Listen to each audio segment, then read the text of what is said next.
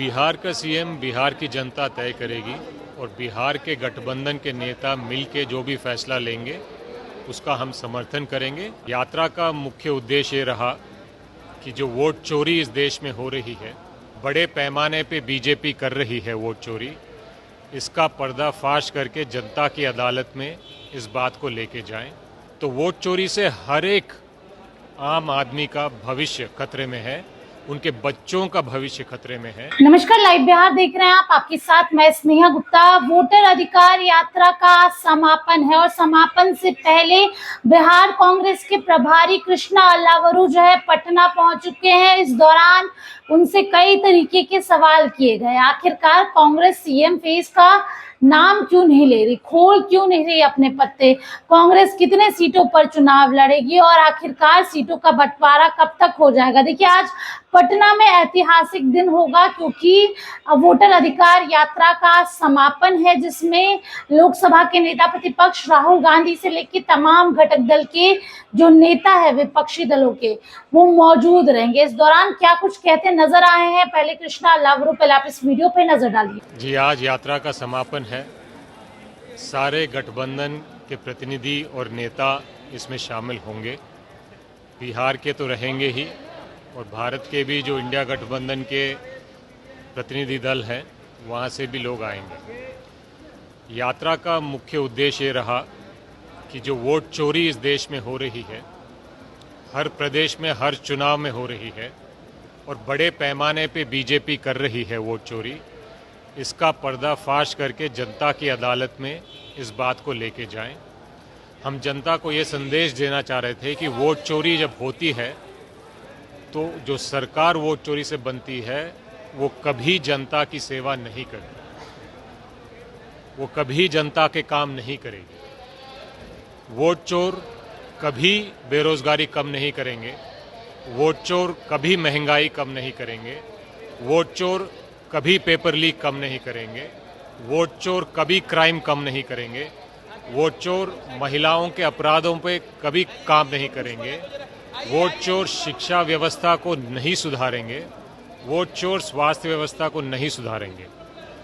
ये इसीलिए है क्योंकि जनता नाराज हो, वोट चोरों को कोई फर्क नहीं, क्योंकि उनको समझ में आ गया है कि हमने जो वोट चोरी कर कर सरकार बनाई है वो हम बिहार में भी बना लेंगे। तो वोट चोरी से हर एक आम आदमी का भविष्य खतरे में है, उनके बच्चों का भविष्य खतरे में है। और ये संदेश हमारे यात्रा के माध्यम से बिहार की जनता तक और भारत की जनता तक हम ले जाने का प्रयास कर रहे हैं। और जनता को ये बात समझ में आ गई, इसलिए बच्चे बच्चे के जुबान पे ये नारा आ गया है कि वोट चोर गद्दी छोड़, वोट चोर गद्दी छोड़। सर, प्रधानमंत्री को जिस तरह से गाली दिया गया था तो कांग्रेस कार्यालय पहुंच के बीजेपी वाले तोड़फोड़ किए और आज हंसराज का अभियान चला रहे राहुल जी के खिलाफ। बीजेपी वालों की आदत है हमला करना। वोट के अधिकार पे इन्होंने बहुत बड़ा हमला किया है।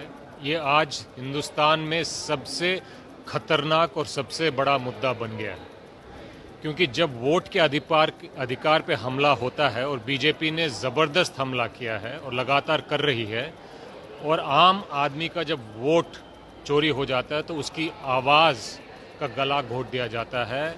लोकतंत्र में जो उसको शक्ति दी गई है उसको चुरा लिया जाता है।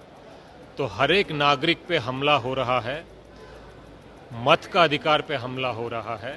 बीजेपी कर रही है, स्वयं प्रधानमंत्री कर रहे हैं, स्वयं अमित शाह जी कर रहे हैं।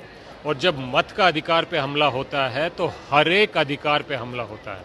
कमाई के अधिकार पे हमला होता है, सुरक्षा के अधिकार पे हमला होता है, स्वास्थ्य के अधिकार पे हमला होता है, शिक्षा के अधिकार पे हमला होता है, बचत के अधिकार पे हमला होता है, भविष्य का अधिकार पे हमला होता है। तो ये हम कहना चाहते हैं और जनता ये बात समझ गई है।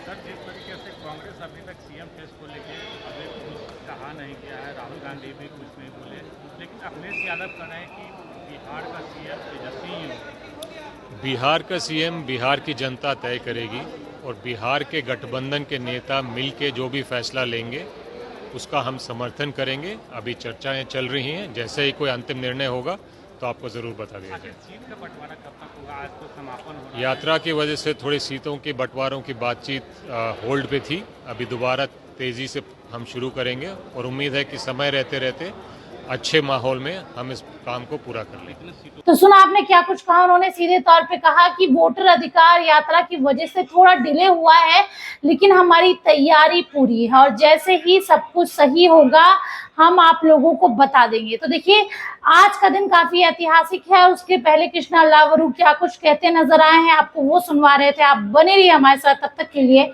बहुत बहुत शुक्रिया।